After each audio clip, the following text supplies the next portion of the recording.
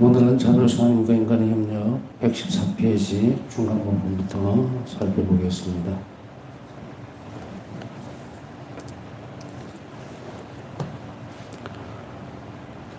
지난 시간에는 아주 중요한 얘기들을 했었죠.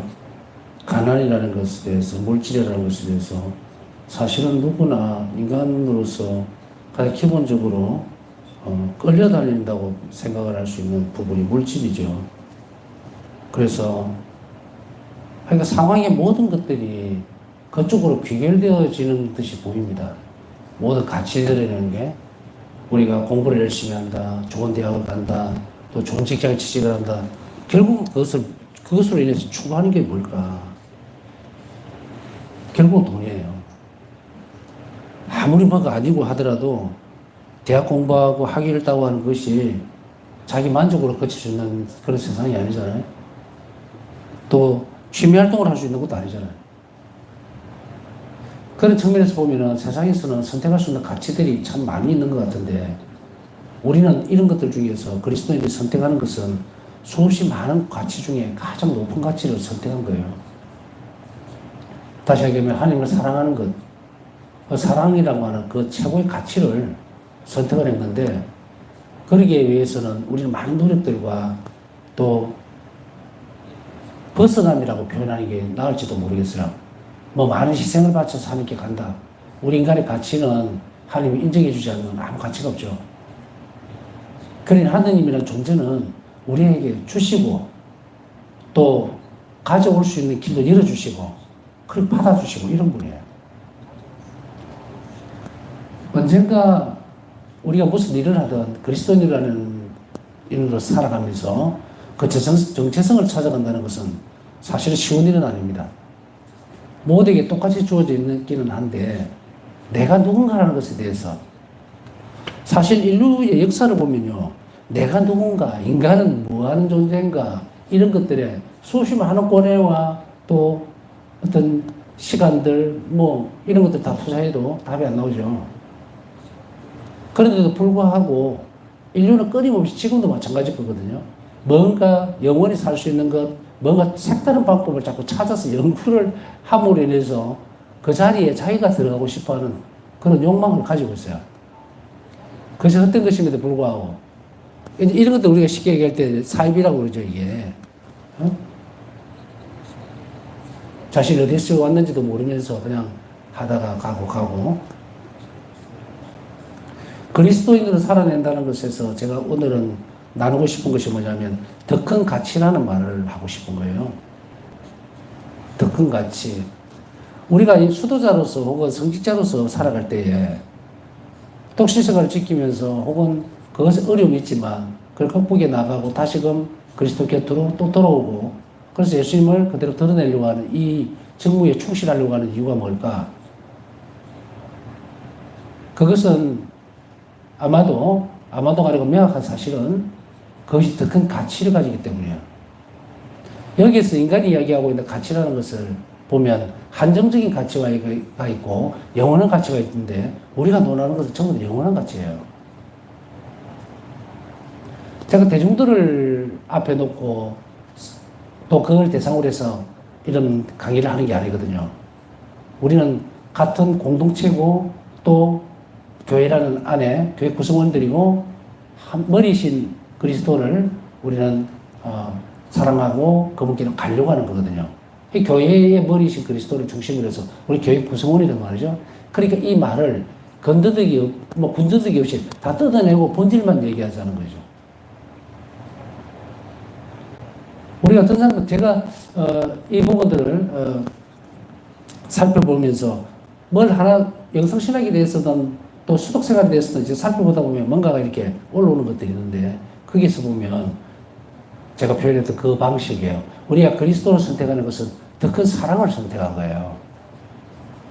이런 사랑이 가치가 없어서가 아니고 또 쓸모가 없고 폐기시켜야 될 것이 아니고 그것보다 더 큰 가치, 더 큰 사랑 때문에 예수님을 선택한 것. 이게 그리스도인의 방향이에요. 여기에서 이제 갈려가 나오는 게 수도 성사다, 또 사대 성수다, 결혼 성수다 이렇게 나오거든요. 그러나 더 큰 가치를 위해서 하나님 나라의 표징은 독신생활을 통해서 드러나기 때문에 수도승수와 사제승수라고 볼 수 있죠. 그것도 확실한 말이고. 그런데 여기에서 제가 중심으로 놓고 싶은 것은 어떤 형태로든 간에 우리가 세속적인 것이 불필요해서 또 혹은 그렇게 하기 싫어서 이쪽으로 간 것이 아니에요. 그러함에도 불구하고 그리스도에 대한 사랑이 더 크기 때문에 이걸 선택한 것. 이래야 되거든요. 가난도 마찬가지예요. 지난번에 얘기했듯이 물질적인 것과 내적인 거리를 두는 능력이기 때문에 영적인 가난이 없다면, 다시 얘기하면 이 영적인 가난을 추구할 수 있는 부분들을 하느님이 주시지 않는다면 우리는 물질적인, 재물적인 것하고 밀착이 돼서 안 떨어져 나온다. 떨어져 나올 수가 없어요. 떨어져 나오지 않는다는 말은 결국 뭘까요? 영원한 생명을 잃는다는 이야기예요. 그래서 비록 우리가 물질을 사용해야 할지라도 삶의 의미가 물질에 있지 않음을 인식할 수 있도록 된 거예요.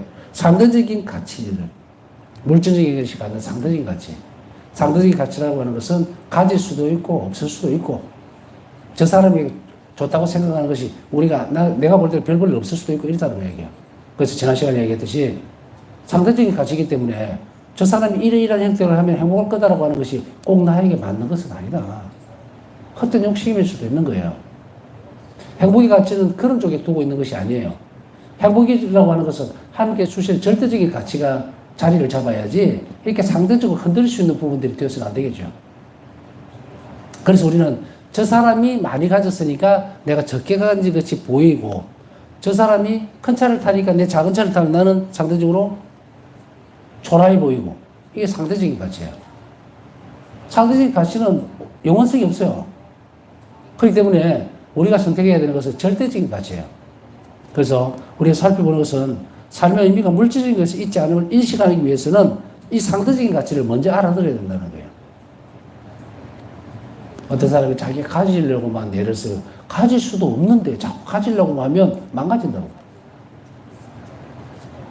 상해버리고 불행하다고 느끼게 되고 자기 삶의 어떤 방향을 완전히 망신시켜버리죠.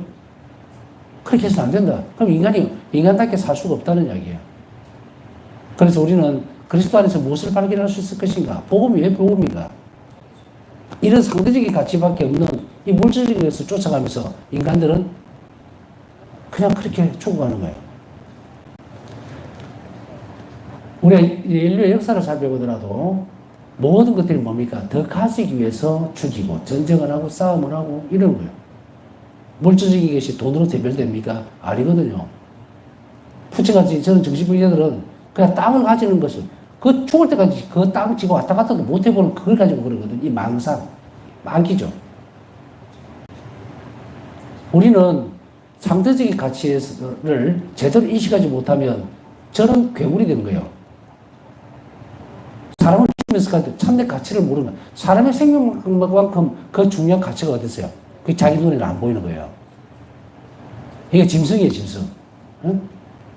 이런 영역으로 떨어지지 않도록 하기 위해서 하느님은 사람이 되신 거예요. 우리가 만약에 물질적인 가치만 들고 가는 것이고 그거에만 집착하고 그것 때문에 사람들을 막 밟고 못 살게 굴고 이렇게 한다면 그 사람 가치가 없는 거예요.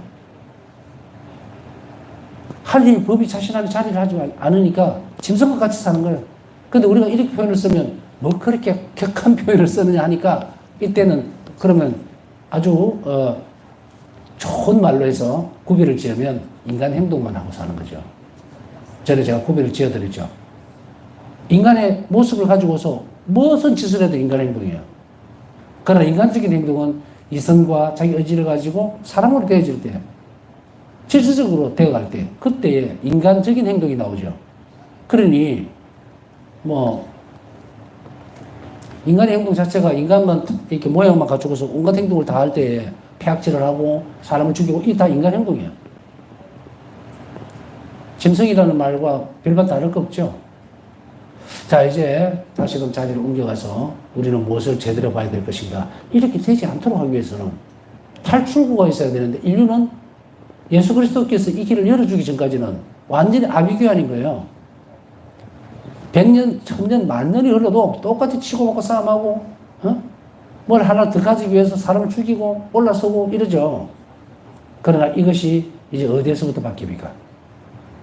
결국은 인간들이 마지막까지 행복할 것이다라고 제시해 주는 것이 세상에는 없었다는 거예요. 우리가 알고 있는 우리 선조들부터 우리 역사들, 이스라엘 역사를 제외하고는 살펴보세요. 누구가 나서서 이렇게 살면 모두가 행복할 것입니다라고 단언을 할 수 있는 존재가 없다는 거예요, 인간 안에는. 왜냐하면 지도 죽어보니까. 그럼 무엇이 되어야 되겠어요? 하느님만이 하실 수 있다. 그래서 우리는 우리 모든 세상적인 유혹이라든지 여러 가지 가치관들을 밀어놓고라도 우리는 누굴 봐야 되냐면 오로지 예수님만 봐야 된다는 이야기예요. 그 말이에요. 예수님만이 생명의 원천이기 때문에 그분만이 이제 모든 사람들에게 이렇게 하면 행복할 것이다 하고 딱 제시를 해줄 수 있는 유일한 존재가 된 거예요. 그럼 우리 어디로 가야 되겠어요? 빨리 출소리가 예수님께 가야 되겠죠. 이제 예수님께 가서 또 그분께서 우리에게 무엇을 하시는지를 우리 차근차근 배워가야 되는데, 자, 우리는 이제 이 부분에 있어서 하나의 사선을 조금씩 끊어내야 됩니다. 물질적으로 밀착되어 있던 것들, 아, 내가 저렇게 욕심 많았구나. 내가 듣고 묵상하다 보니까 나는 가난하다고 생각했고, 우리 집은 가난하니까 당연히 그런 줄 알았는데, 아유, 나는 너무 욕심이 많은 사람, 난 너무 부자였구나. 그걸 이제 빼내야 됩니다. 빼내야 돼요. 빼낼 때 그냥 빠지지 않으니까 뭐 해야 된다? 상대적 가치를 자꾸 묵상을 하고 예수님께서 걸어가셨던 복음의 모범으로 보여주셨던 영적인 가난. 영적인 가난이 뭐예요? 결국 순명이에요. 하나님 아버지의 뜻에 따라가는 것, 그게 영적인 순명이라 가난이고, 그 길만 따라가면 뭡니까? 하나님 나라로 가는 길이 열리는 거예요. 그러면 이제 요 상태에서는 내가 어느 길로 가야 되는지 딱 확실하게 나왔으니까 결심을 해야 되겠죠. 많이 가진 사람들이 있다면, 부유한 사람이 있다면 우리 중에, 아, 그렇구나, 이게 내게 아니구나, 그리고 나에게 주님께서 주셨을 때는 나누라고 주시는 거구나, 그래야만 내가 축복받을 수 있겠구나. 사람들은 그 재물이라는 것을 나를 우쭐하게 만들거나 자신을 도드라지게 보이게 하는 그런 수단으로 산다면 그건 망한 거예요. 오히려 그 사람에게 있어서 그것이 재물 자체가 엄청난 뭐예요? 형벌인 거예요. 그 고비를 못 찍고 살죠. 자, 프란치스코 스님 보세요. 하나님 말씀을 듣고 하나님께 주시는 것을 분명하게 알았을 때 프란치스코에게 있어서의 그 체험들은 뭐다? 상대적인 가난을 알아들은 거예요. 그래서 절대적인 가난 안으로 들어가야만 내가 행복해질 수 있다는 것을 알기 때문에 이제 떠나죠. 그죠? 영화 여러분들 보신 적 있죠? 아무것도 걸치지 않고 떠납니다. 예수님께서 가셨던 그 길을 그렇게 가는 거예요. 우리에게 있어서 이런 결심들이 없으면 하나님이 나를 도와줄 수가 없다. 참된 가난이 하나님 나라에 들어가는 키인데, 열쇠인데, 우리가 아무리 이곳에서 잘 산다 하더라도 사실 그런 걸 이제 더 이상 논할 필요는 없어요. 여기서 잘 먹고 잘 살았다, 세상 복이 있다, 그거 말할 필요가 없어요. 우리는 그런 자격이 없어. 하느님만이 그 일을 하실 수 있기 때문에. 그렇다면 우리는 뭘 해야 될 건가? 지금 주어져 있는 예수님께서 제시해 주셨던 그 길을 최선을 다해서 살아가면 이제 우리가 판단하는 것이 아니라 본인 스스로가 알겠죠. 나 하느님 나라 살고 있다. 하느님 나라를 산다는 것은 하느님이 주인이시라는 이야기고, 그러면 내 삶은 어떻게 됩니까? 행복하게 돌아갈 수밖에 없어요. 물질에 매이고 걱정하고 근심, 그 다음에 뭐 세상적인 고민 안에 빠져들어갈 필요가 없다는 이야기예요. 하느님 나라의 특징이 그거예요. 하느님이 주인이시기 때문에 그 나라 백성은 그냥 하나님 시키는 것만 하면 돼요. 그게 하나님 뜻을 충실하게 사는 거고, 그게 가난하게 살아가는 방법이에요. 이 영적인 가난만 제대로 갖춰준다면은 바로 우리는 하나님 주시는 풍요로움 안에서 살 수 있다는 것을 잊지 말아야 됩니다. 내가 막 거둬들이고 막 애를 써서 요만큼밖에 더 가지겠어요? 응? 우리의 평생을 노력을 해서 어마어마한 갑부가 아닌다면은 그렇지 못하죠. 그러나 우리 이 정신으로 이런 태도만 키워나간다면 하느님이 내 편이 되시는 거예요. 그러면 무슨 근심과 걱정이 있을 수가 있는가? 없다. 그래서 가난은 결국 재정적인 상황, 부유하거나 혹은 가난하거나 이것이 아니라 소유의 질적인 문제로 집약이 됩니다. 소유의 질적인 문제로 집약된다는 것은 바로 밑에 대목에 보면 영원한 목적 아래 두어야 된다.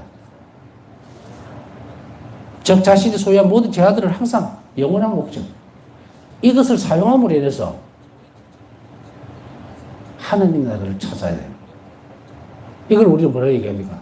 하느님 나라의 보화를 쌓아라. 재물로라도 친구를 사귀고, 재물로라도 친구를 사귀란다는 말은 어떤 의미가? 그거는 재물을 가지고서 친구를 만든다는 것은 하나님의 사람으로 만들어라는 얘기예요. 하나님 나라의 백성으로 만들어라는 거예요. 너무 이거라는 형태들은 다른 형태로 볼 것이 없어요. 내가 저 사람을 가난하기 때문에 도와주는 것은 그 순수한 목적이라는 것은 뭐냐면 이 사람에게 하나님의 은총이 머물기를 원할 때의 재물이 그쪽으로 소용이 되진다는 이야기고, 내가 가지고 있는 재물은 가난한 일을 위해서 사용하기 위해서 하나님 나에게 맡겨놓은 거예요. 물론 그렇다 하더라도 자신이 가지고 있는 재물을 내가 아예 누리지 말아야 된다는 것은 없어요. 그렇게 되려면 다 수도자가 돼야 돼요. 그죠? 다 내놓고 수도자로 살아야 돼. 그러나 하나님 원하시는 것은 각자의 자리에 있어요.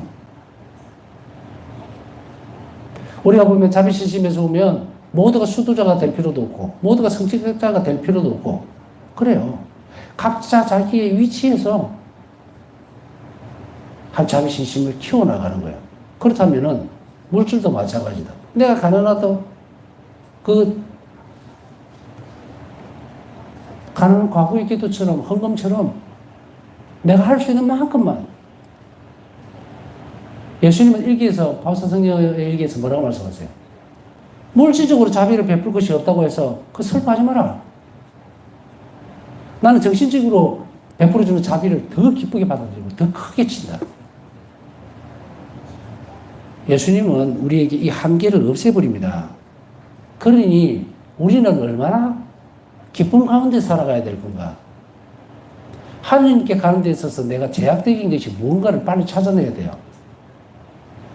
제가 처음에도 한번 그 말씀을 한 두세 번 드렸는지 모르겠습니다만은 그 좋은 예라서 그래요. 어떤 자매님이 찾아와서 신부님 3년 동안 교목을 못 냈는데 교목이 밀리다 보니까 돈이 없어서 교목을 그 상황이 그래 된 거예요. 그래서 미안해서 성당에 못 나온 지가 3년이 됐습니다. 그런데 이제 가만히 생각해 보니까 이제 조금이라도 뭐 어쨌든 정리를 하고 예수님 찾아야 되겠다 해서 왔습니다. 좀 야단을 치긴 했어요. 왜 그것 때문에 그렇게 하나님을 떠날 생각하니 그 정도밖에 안 됐느냐. 그러면서 그 어려움을 충분히 또 아니까 그러나 면제는 안 됩니다. 해서 그때 기억이 정확하게 10원인지 아마 100원일 거예요. 한 달에 100원씩 계산해서 3년치를 내고 그 다음에 새로 해라. 우리는 어쩌면은 하나님을 너무 모른다. 하나님을 너무 모른다. 예를 들어서 이렇게 한번 봅시다. 자, 바깥에 나와서 외지에서 타지에서 어렵게 이제 직장 생활을 하는 사람이 있다 칩시다. 그런데 직장 취직도 잘 안 되고 이래서 아르바이트로 살아가는데 명절에 왔거나 아니면 부모님 생신이 됐어요. 그런데 내려갈 차비 외에는 아무것도 없어. 부모님들이 선물을 살 돈이 없어요. 그래서 전화를 합니다. 빈께 접히게 되면서 안 갈랍니다. 뭐 너무 바빠서. 정말 어리석은 사람이에요. 사랑이라는 걸 전혀 모르는 인간이다. 부모님이 무슨 뭐 땅을 사가 오거나, 네? 땅무지를 가져오거나, 뭐 아파트를 주거나, 차를 갖다 주거나, 그걸 바랄 줄 알아요? 아니다. 인간적인 세상 속에서 누가 이걸 드라마로 제가 만들어갖고 이제 제시를 해줬다 치면 여러분 그걸 보면서 어떤 생각이 드시는지 저러면 안 되지 이럴 거 아니에요. 그걸 알면서 우리는 드라마같이 펼쳐지는 그런 것들을 너무 쉽게 알면서도 왜 하나님께 가기를 두려워하느냐. 왜 예수님께 가서 마음을 여는 것을 그렇게 어려워하느냐는 거예요. 하나님 나에게 처벌할까 싶어서. 내 인간이란 너무도 참 보잘것없고 하잘것없는 존재라는 것 당신이 창조하셨기 때문에 누구보다 잘 안다는 거예요. 완전히 알고 있어요. 그런데 불구하고 그 두려움이라는 것이 중간에 끼어들었을 때 그 뭘까? 그것은 바로 이런 부분들인 거예요. 몰라서 그런 거예요. 내 소유물을 내 것이냐, 또 나는 가난하기 때문에 가난한 사람은 부유해지기 위해서 베풀어야 하고 부유한 사람은 더 부유해지기 위해서 베풀어야 돼요. 여기에서 부유라는 말은 어떤 의미인지는 여러분들이 다 알아들으실 거예요. 무슨 뭐 재물적으로만 계속 늘어나는 게 부유한 게 아니다. 근심 걱정이 없고 오늘 정말 먹을 수 있는 일용할 양식만으로도 충분히 내가 살아내고 기뻐할 수 있다면, 만족할 수 있다면 끝이에요. 이 부유한 사람.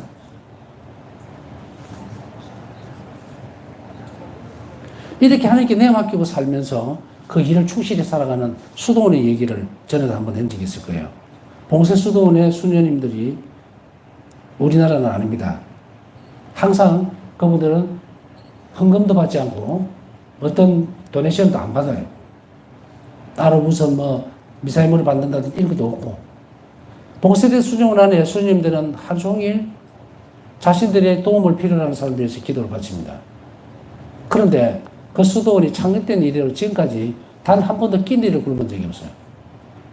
왜냐하면 수도원 아침 문을 열면 항상 누군가가 기도를 청하는 쪽지와 함께 많은 음식들이 놓여지는 거예요. 자, 여기서 우리 뭘 봐야 될까요? 수녀님들이 갖고 있던 그런 것은 무엇일까? 의탁의 태도예요. 하나님께서 원하시는 것을 충실하게 자녀로서 그렇게 살아내주니까, 그리고 그 뜻을 가난한 이웃들을 위해서, 도움을 필요로 한 자비가 필요한 사람들을 위해서 그렇게 봉쇄된 상태에서 자신의 삶을 하나님께 계속 드리니 하나님은 당연히 이들을 통해서 먹을 것을 마련해 주시는 거예요. 이것이 하나의 특별한 예라고 생각을 합니까? 아닙니다. 우리는 봉쇄 수도자도 아니지만 그러나 내 삶 안에서 이 일을 충분히 할 수 있다. 그것을 분명히 하고 넘어가야 돼요. 하나님 뜻을 충실히 따른 사람은 하나님이 늘 돌보시기에 마련이다. 가난하다고 해서 가난이들을 도울 수 없다는 것은 말이 되지 않습니다. 오히려 가난하기 때문에 내보다 더 가난한 사람들 위해서 그 고통을 알기 때문에 뭐로? 영적으로 도울 수가 있다. 예수님 그 말씀 하시는 거예요. 영적인 나눔을 더 가치 있고 더 내가 기쁘게 받아들이겠다. 하느님의 모습을 닮은 존재로서 탈출기 1장 27절. 인간은 항상 자신의 존재의 초월적인 성격을 숙고해야 하며 이 빛 안에서 선택을 해야 된다. 가톨릭교에서 참조하시면 됩니다. 초월적인 성격을 숙고해야 되고 이 빛 안에서 선택을 해야 됩니다. 초월적인 성격이라는 건 뭐예요? 우리는 뭔가 영원한 삶에 대한 갈망, 또 영원히 살 수 있으라는 희망, 이런 것들이 있죠. 이게 바로 초월적인 성격이에요. 자기 존재예요. 그래서 사람들이 뭔가를 자꾸 기대려고 그러고, 뭘 믿으려고 그러고 이러는 거예요. 이게 이제 초월적인 성격인데, 이 성격을 숙고하면서 이 빛 안에서 선택을 해야 합니다. 하나님 닮았기 때문에. 하나님 닮았다는 것은 하나님이 하시는 일을 할 수 있다는 얘기예요. 해야만 하고. 그래서 바로 이러한 것들, 영원성을 바라보면서 내가 이것이 가난한 이에게 돌아갔을 때에 정말 가난하게 사셨던 예수 그리스도께 또 그 모습을 우리가 닮으려고 하고 또 그분에게 베푸는 것으로, 왜냐하면 예수님은 당신 자신을 닮은 그 사람들에게 자비를 베풀기를 원하니까, 당신이 그렇게 가난하게 사셨으니까.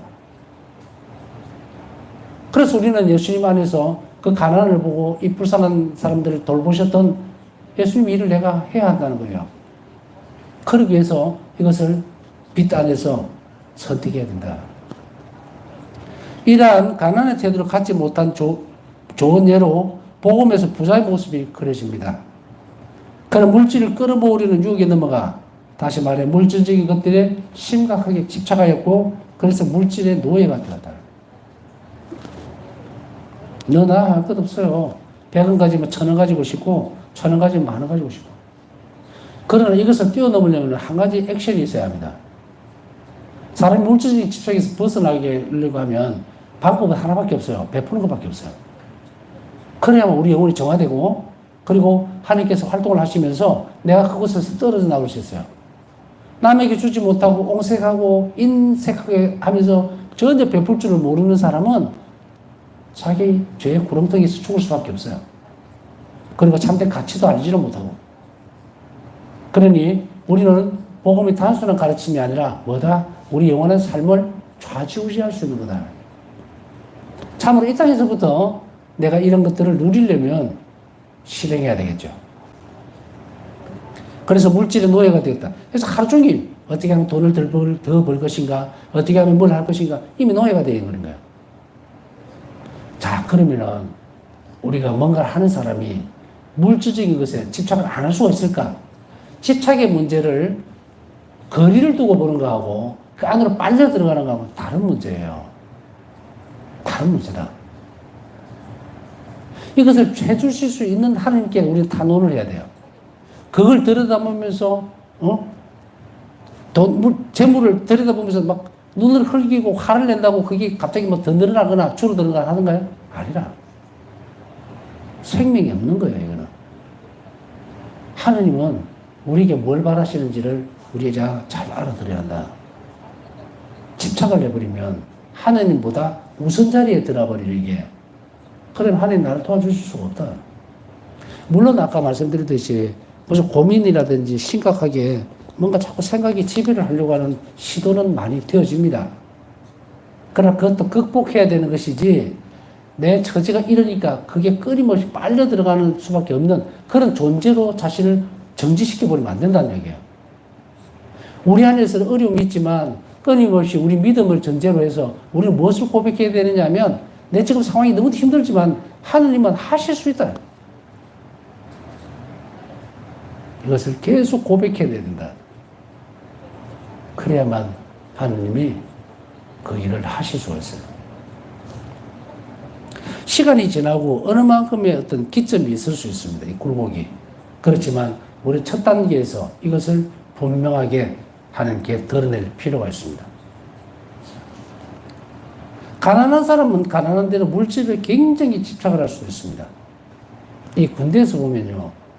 얼마나 어이가 없는 일들이 벌어지느냐면 이게 물질에 대한 집착이고 두려움이거든요. 그것이 커지면 양심을 죽여버린다고. 어떤 부분들이었느냐면 이런 부분들이 있어요. 예를 들어서 훈련소에 가면 훈련병들이 보고품을 받습니다. 근데 보고품을 받는데 이 보고품 중에 일부가 만일에 이렇게 점검을 할 때 없어져 버리면 다시금 이게 재보급이 안 돼요. 그랬을 때는 굉장히 얼차례라고 이제 벌을 받거나 또 혹은 맞는 경우도 있거든요. 이게 두려워서 옆에 걸 가져다가 지 안에 끼워놓고 지 거는 잊어버린 상태. 이렇게 돼버립니다. 어떻게 되세요? 단순하게 도둑질 아니에요. 도둑질 아니라. 또 심지어는 어떤 애들은 옆에 걸 계속 모읍니다. 숨겨놓고. 이런 경우도 있고. 제가 봉사활동을 하면서 신학생 때 양로원을 가니까 집착이에요. 자기 삶의 모습이 그대로 드러납니다.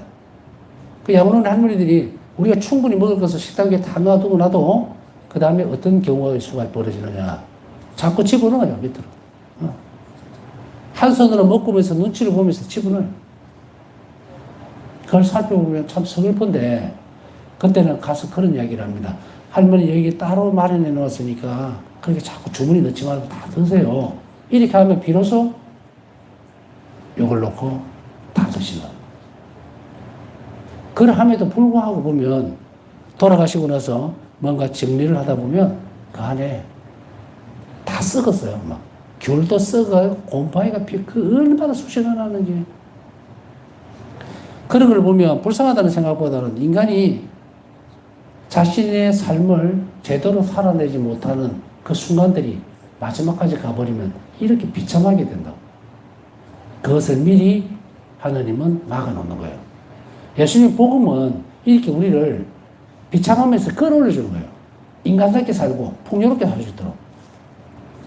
그래서 우리는 언제나 이런 물질적인 것에 확실하게 드러내게 뭔가 우리가 뭐 물질적인 욕심들이 속에 있다 하더라도 이스라엘 백성들이 모세가 시내산에 십계판을 받으러 올라갔을 때 막 금송아지 놓듯이 금붙이를 놓고 이렇게 하진 않잖아요. 내적으로 들어가 버린 거예요, 지금은. 오늘날 시대에는. 그것을 전부 다 하나님 앞에 다 끄집어내야 된다. 이 집착의 결과로 그런 물질을 숭배했습니다. 노예가 되면서 숭배했으며 이곳에 필요에 무감각했다. 집착했을 뿐 아니고 숭배했다는 것은 그걸 끌어안고 있는 거예요. 집착보다 이제 집착의 단계를 넘어서서 물질을 숭배하는 사람의 특징이 뭡니까? 강도가 들었어요. 강도가 들어서 내놔라. 그 목숨만 살려주겠다. 이래도 이것만은 안 돼 하다가 목숨을 잃는 경우. 그냥 영화의 한 장면으로 볼 수도 있겠지만 아니에요. 현실적으로 그런 거예요. 자기가 죽으면 아무 이것도 필요도 없다는 걸 몰라요. 얼마나 상태가 잘못됐는지 아시겠죠? 이거는 또 벌면 되고 내가 살아야 되잖아요. 가치가 자기에게 와 있는 게 아니고 물질이 와 있는 사람은 자기 목숨 내놔버립니다. 그게. 자기 결국 죽고 돈이고 뭐고 다 뺏겨버리고.